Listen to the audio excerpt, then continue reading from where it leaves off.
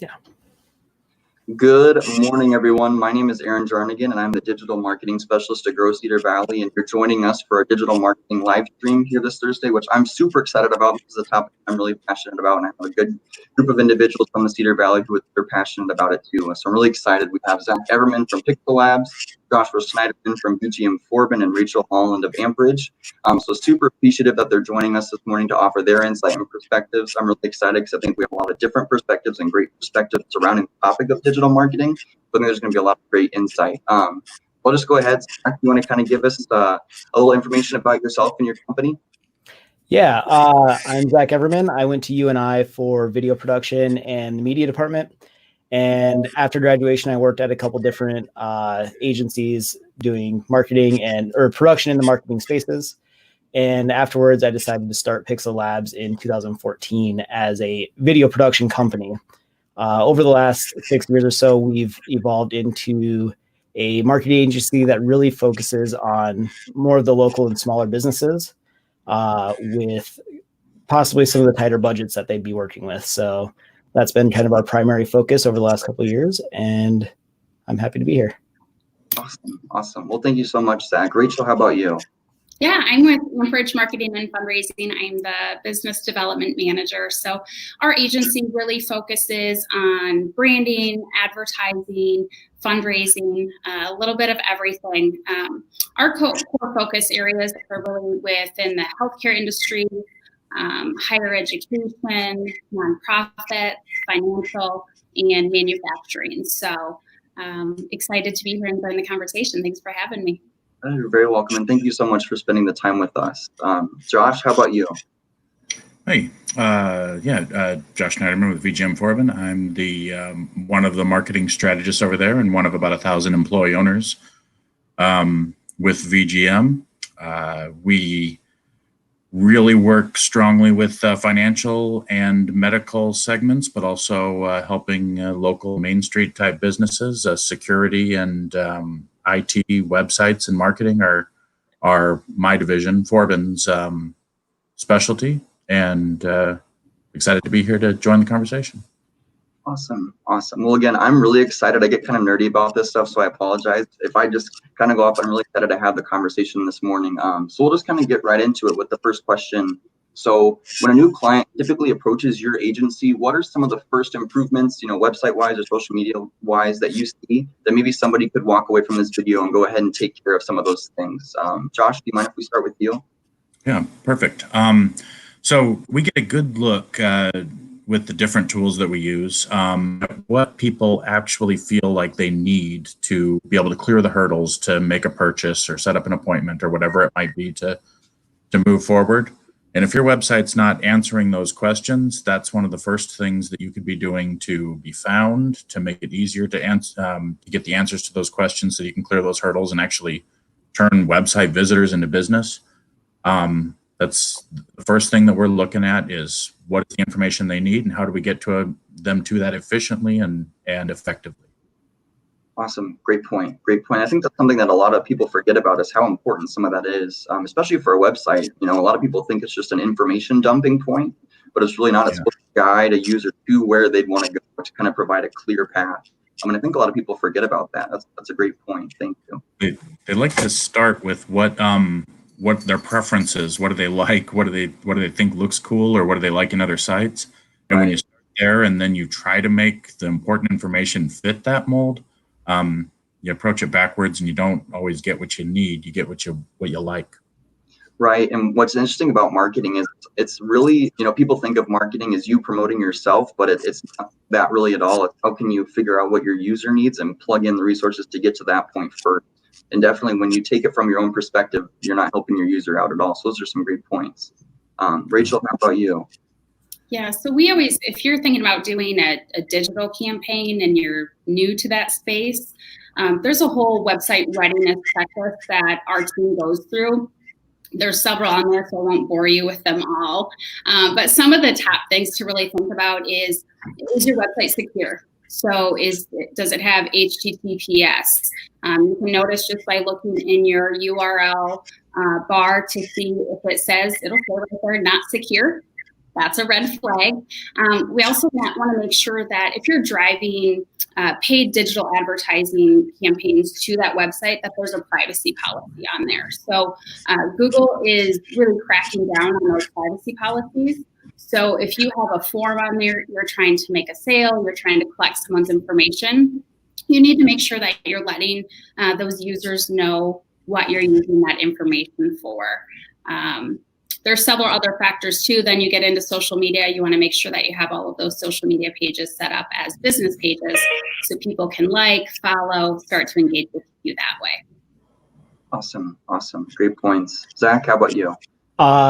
Basically, both of those things are super important and stuff that we look at too. And then to expand on that, we look at how consistent everything is, because if your social media looks different than what your website does, and those digital experiences are different than what they have when they come into their physical stores, there's a psychological disconnect between the different areas that your brand is in.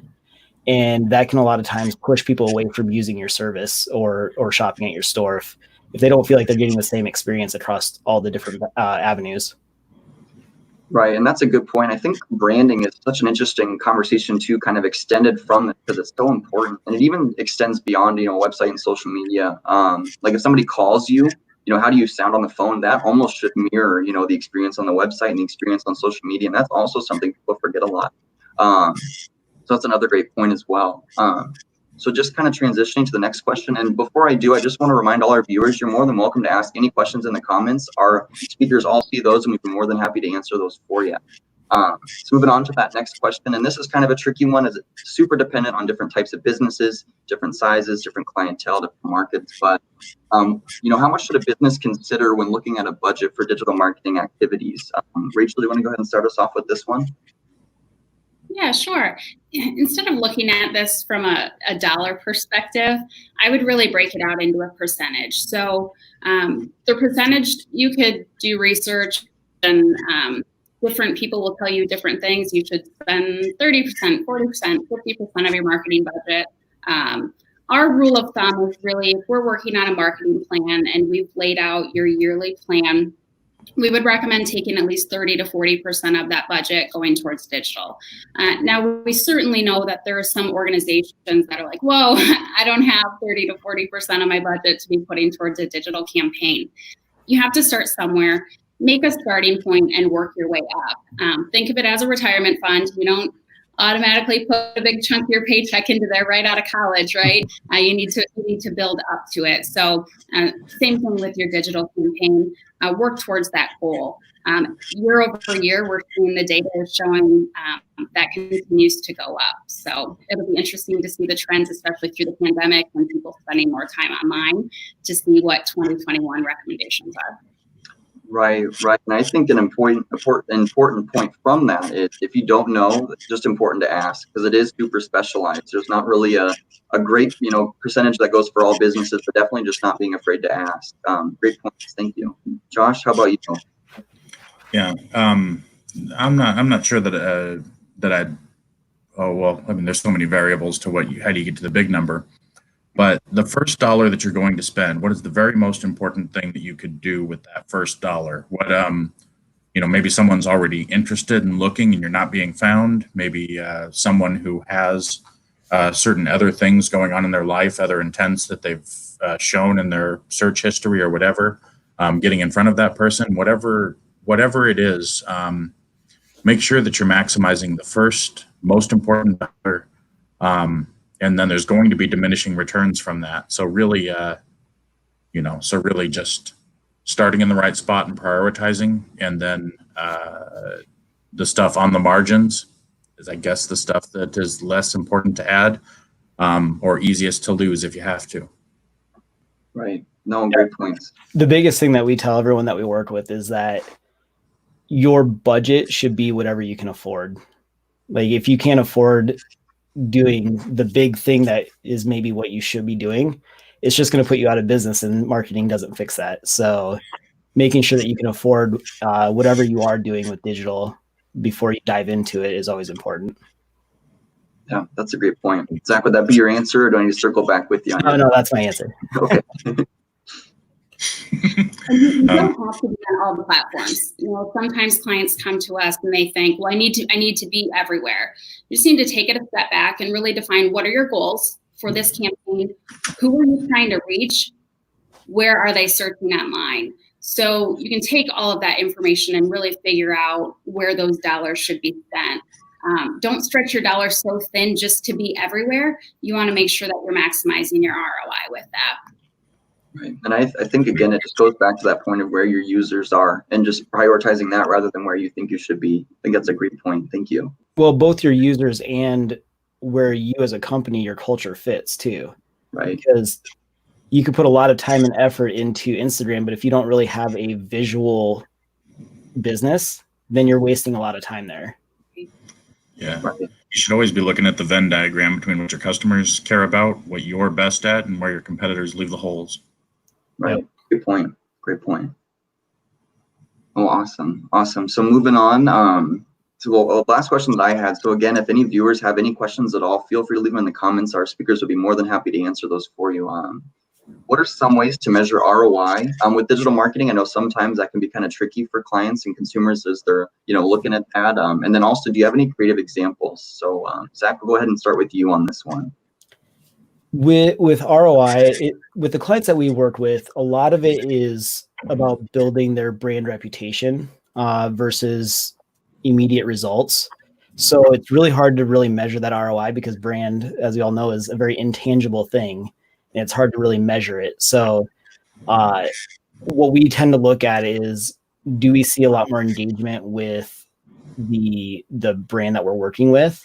Are they seeing more traffic, whether that's perceived traffic or measured traffic inside their stores? And we just kind of look at seeing how their growth is happening. So it's tough to measure it because of the intangible element of it, but it's something that you can feel as a business owner or as a manager of a business if those results are happening. Right. Good point. Rachel, how about you? Reporting is one of the greatest benefits of digital marketing. So Aaron, if you nerd out over data, that's probably why you love digital so much. But the analytics and the reporting tools that you have available through Google and then through all of your social channels really allow you to hone into that data and be able to refine and optimize your campaigns. So if you're not already using responsive or dynamic ads, you should really look into that. We used to be able to A/B test our messages to see what's resonating with our users, what are they clicking on, then what's on the landing page, are they filling out a form there? Now with these responsive ads, we can A, B, C, D, E test your creative to see what's resonating with your users. And then you can also report on that month over month. As your digital campaign evolves, it grows, you're doing these things year over year, I think that's where you can really see the ROI is what did we get last year over this year, and do a running comparison of that. So we work with a lot of colleges. One of the colleges reported that year over year they had a 10% increase from the year prior in enrollment. So that is a huge indicator of this was a great return on my investment, especially in that industry where you see declining enrollments. So looking at things like that, or an increase in form fills for retail, an increase in sales is most certainly the biggest way to gauge that ROI. No, great points were made. Awesome. Josh, how about you? Yeah. So you want to measure the actions that matter. In some cases, this will be people reaching out by email, engaging with your chat function, giving you a call. There's almost always a way to be able to figure out when that is happening and what's leading to that event. It's important not to measure any two paths sequentially in the path to conversion, the customer journey, more than once, or at least not give them twice as much credit because somebody got to the checkout page and then checked out. If you're giving both of those credit, you're kind of doubling the importance of whatever channels led to that. We do we'll look back at which keywords are effective for SEM, or when we're trying to figure out organic optimization on a site. What are the searches that have improved position, that are getting more impressions, things like that. But when it comes to return on investment, some things are the gasoline that'll actually get you miles. People that I work with have heard me say this over and over again. But with SEM, a lot of times it's the actual, this is the thing that led to a sale. With some of the branding efforts, of course, it's just the motor oil. It keeps the engine running so that the SEM and other things can get the miles per gallon that they're equipped to get you. And it does take a good mix of those. So when you see that sometimes that your display or video efforts aren't getting you any ROI, any measurable return, you've just got to know that without them, everything else wouldn't be getting the return that it's getting sometimes. Right. I think that's a great point, especially just what we talked about earlier about everything needing to work together. Because you can't have a website look one way and operate one way with a social media page looking differently. So those are some great points. And so Whitney from Bill Caldwell left a comment, and I think this actually was where I was transitioning to next with what we were saying, because it's so important. In this time that I know our organization, Grow Cedar Valley, has had to pivot a lot with what we're doing marketing wise, and I'm sure that your organizations have as well. So I'll go ahead and put her question up. And it's, hey guys, Whitney from BCF.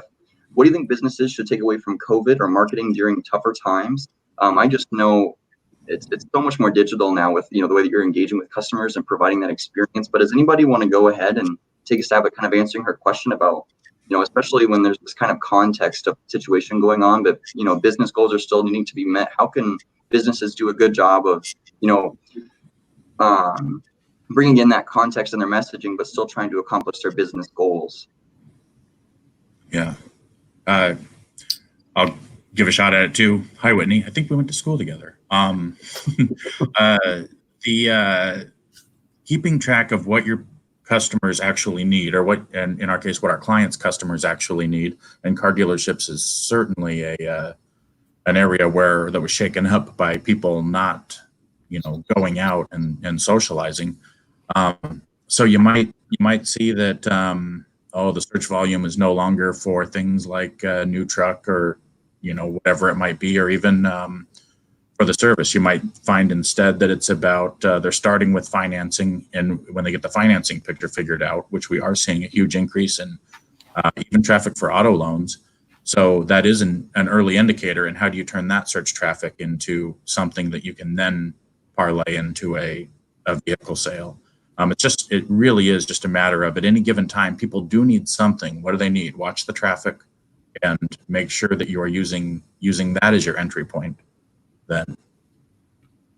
Right. And I just think adjusting to that context is so important, because it does change what some of those opinions are, thoughts are, starting points. That's a great point. Thank you. The other two of you, do you have any thoughts on that? Something that we're seeing with the pandemic is the way that you are responding to your customers and your target audience will really play an impact when whatever that new normal or whatever the shift looks like as we come out of this pandemic, that'll really have an impact on how they're engaging with your organization. So that's one thing to be mindful of, is really getting into that messaging piece, and how are you communicating with your target audience and resonating with them, making sure you're mindful of everything that's going on beyond the pandemic, and adjusting your messaging along the way. Especially with digital. Digital is never a set it and forget it approach. And now you definitely need to analyze your digital efforts even more. So where before maybe we could plan out a few months and optimize and make some changes, we might be looking a little bit closer at these digital campaigns every single month to see what needs to change. What does our messaging look like? What's our creative look like? So just staying on top of what's going on in the world and making sure that your message fits within that. Yeah, that's what I was going to say too, is just we've been kind of guiding our clients through that process of just making sure that they're staying agile with their messaging, because we had a lot of stuff running before COVID happened that really was not necessarily insensitive, but just irrelevant to the general atmosphere of everything after COVID was a big issue. And you have to be ready to stop all that advertising and change your messaging very, very quickly, and making sure that you have a team within your company that is good at pivoting quickly like that with your messaging. Right. And I think it's just so important. I know that when information was really coming out, we created kind of a resource page for businesses to keep up with, what are the guidelines for employees, where can you find PPE, things like that. But it's almost like, there's that, they talk about drinking water out of a fire hose, trying to, get everything and then disperse what's important. And I just think that, if you don't know, again, it's just that asking piece of, what should I be considering right now? What's important? What's not important? Because I don't think anybody could have gotten through this without asking questions or working with other people. So don't feel like you're alone with some of those things. That'd be my thought as well. But great input, great thoughts. And so I'll go to another question that we had from Jenna. Do you have any recommendations on where to do online advertising, Google ads, Facebook ads, etc.? This can sometimes feel overwhelming on where and how to get started. So if you want to go ahead and respond to that. I touched on this a little bit, but I would say, choose the platforms that align with your organization's goals. What do you want out of this campaign?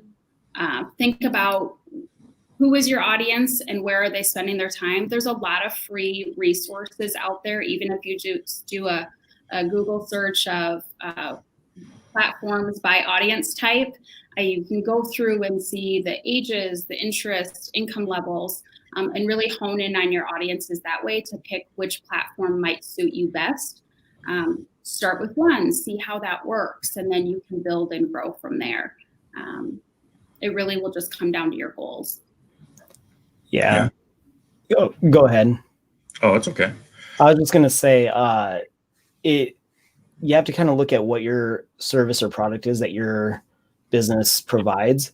Because what we see is a lot of service-based businesses, like a lot of people that are searching for that is intent-based search, right? So those are people that are searching for your service on Google versus browsing Facebook or Instagram for options and ideas of where to go. But then if you look at things like recreational places, like an event center or something like that, or not an event center, an outdoor center, those might be something that you could put a lot more effort on social media because it's going to be based around the type of demographics that are looking for your type of thing. So I think it comes down to the way that people search for you, whether it's a passive thing that they just need to see your brand, or if they're intentionally searching for your services. Yeah, good point. I think my answer actually is a lot like what you're both saying. That what are the hurdles that people need to be able to do business with you? What do they need to clear? Do they not know about you? If they know about you, do there so many options that they can't make a good choice? If there are a lot of options, like when they're researching to figure out which of you they're going to do business with, if it's your reputation, what are the hurdles? That's where you want to put the first bit of energy into, because it could be any one of those things. But also remember that your website is about the only thing online that you actually own. Google searches, Facebook, everything else, they'll display it the way that they want to display it. And so make your website the place where when people go, they get the information that is actually going to be beneficial, and then use those other platforms to drive people to the platform you own. Yeah, that's a great point. Thank you for that. And so we're kind of winding down on time here. And so we always just ask, are there any final thoughts or any final takeaways that you think it's really important that our audience knows? Thank you, Whitney and Jenna, for those questions. That was a really good conversation. So I'll let anybody start. You're gonna make me pick somebody on. For any businesses that are, especially right now at a time where the idea of spending money on advertising might seem scary or daunting just because of slowed down business or anything like that, it's important to remember that during times like this is the most important to stay in front of those customers that are not walking past your store every day or searching for your services because they don't have the money to spend on your services right now. Right now is the time to make sure you are top of mind with them and they're being reminded of your brand by putting a little bit of effort into the marketing side of things. It seems counterintuitive to spend money when you're not making a lot of money at the time, but it can be one of the most important things that you can do to make sure that you survive a tougher time like this. Yeah, great point. Great point. I think a lot of people were concerned that, when this started, that now is the time to hold off and kind of pump their brakes a little bit, but that couldn't be any farther from the truth. They need to keep going and probably almost improve and enhance what they're doing digitally. It's a great point. Rachel, were you going to share something? That now's not the time to stop with your digital efforts, especially if it's something that you have already been working on. You have that momentum, keep that going. It can take a little bit of time for digital campaigns to really get going, so don't stop the traction there.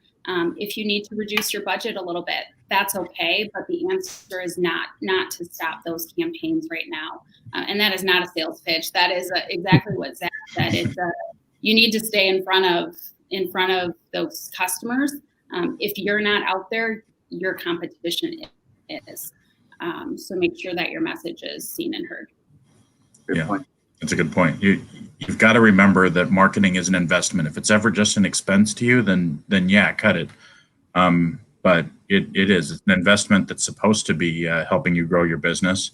Again, if you budget with the most important dollar first, then the things at the margins are where you cut back if you've got to cut back. Just let the different channels do what they're best at. Because if you are trying to get in front of people that have never sought your services on Google search, you might end up failing. There's always situations where that could be right. Or if you're trying to meet people at their time of need on a Facebook ad, you're probably going to fail, because each platform is best at different things. Use them for what they're good at. Get them back to the channel that you own. Yeah. Great points. And again, just thank you for your time this morning from all of you. Again, Zach Everman from Pixel Labs, Rachel Holland from AMPERAGE Marketing and Fundraising, and Josh Schneiderman from VGM Forbin. Just thank you so much for your insight this morning. Really appreciate it. I was really excited for this. And thank you again, Whitney and Jenna, for your questions. So just thank you again. And that's all we have for today. Thank you so much. And everybody take care. Have a good end of your week. Bye, everybody. Thank you. Bye-bye.